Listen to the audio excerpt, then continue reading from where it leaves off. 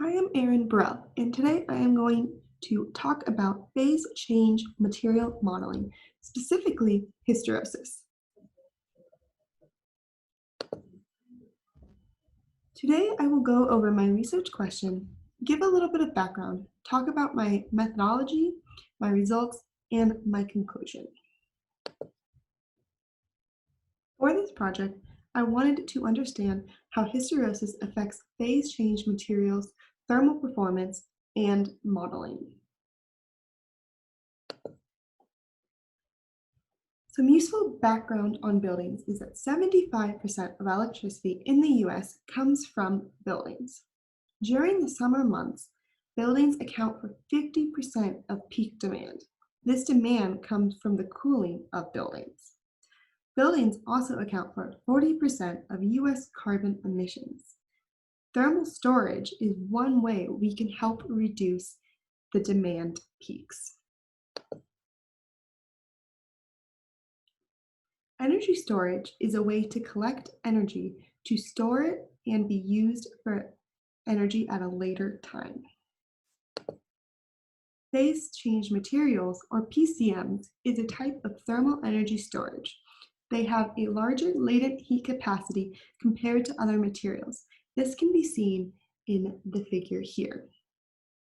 This allows them to store much more energy. There are many different types of PCMs, including fatty acids and hydrate salts. PCMs can be placed inside building walls in order to increase building's thermal mass, which results in a lower energy needed to heat or cool a building. Most PCMs have a property known as hysteresis. Hysteresis is when there is a different melting and freezing curve for a material. Many of the models that are used today for PCMs ignore hysteresis. My objective for this project is to quantify the effect hysteresis has on buildings' energy use. However, for this presentation, I am going to focus on quantifying hysteresis' effect on a PCM model using Energy Plus.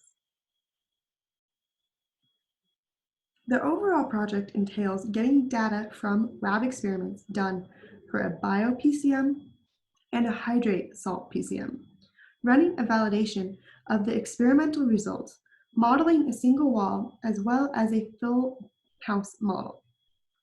A simple wall does not have any studs and only has one-dimensional heat transfer.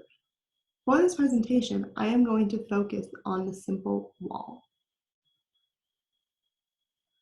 For a single wall, I had to use Energy Plus to model a single wall with a PCM.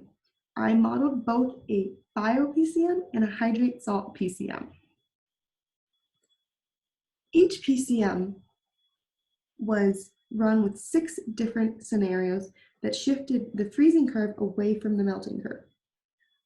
There was data from the manufacturer given for the melting curve, so each scenario has the same melting curve.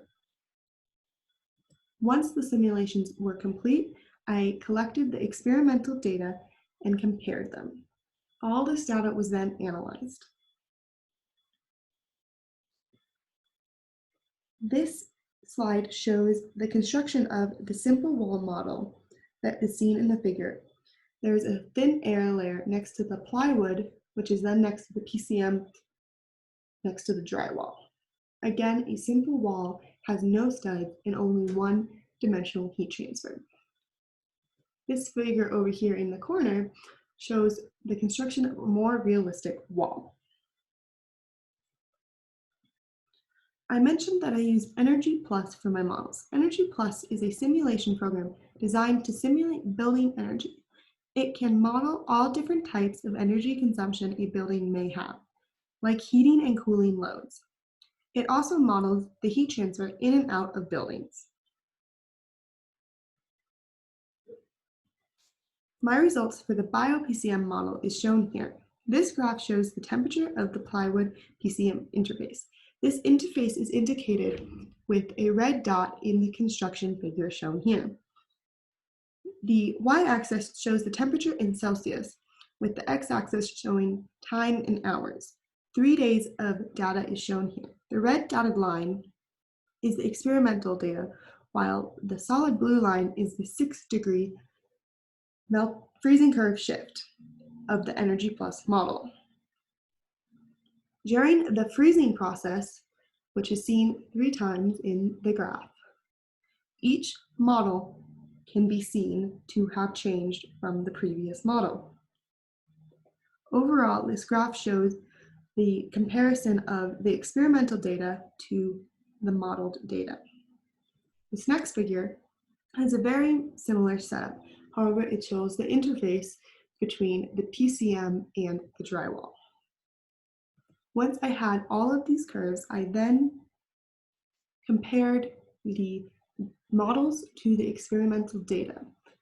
I found that the closest alignment happened with the 6-degree shift of the freezing curve. The heat transfer for the models was also found. This graph shows the inside surface heat transfer rate for the bio-PCM models. The graph shows about 3 days of data. It ranges from about -20 to 60 watts per meter squared. The solid blue line is the 6-degree freezing curve shift model. Again, each model can be seen in the freezing phase of the PCM, which are these lines here. The next graph is very similar, but shows the outside heat transfer rate. When comparing all of the models, I compared them back to the zero shift model. It was found as the freezing curve shift increased, so did the percent difference in the models. Overall, I found the closest alignment with the experimental data to be the 6-degree freezing curve shift for the bio-PCM. It was also seen that the hysteresis affects the PCM models. The scale of the degree shift in the hysteresis model does affect the heat flux. For the bio-PCM, it was seen that a 3% difference was found comparing the 4-degree shift to the no degree shift. For future work for this project would include a more realistic wall as well as a full building model. It would also be finding the limits of the model. Thank you for watching.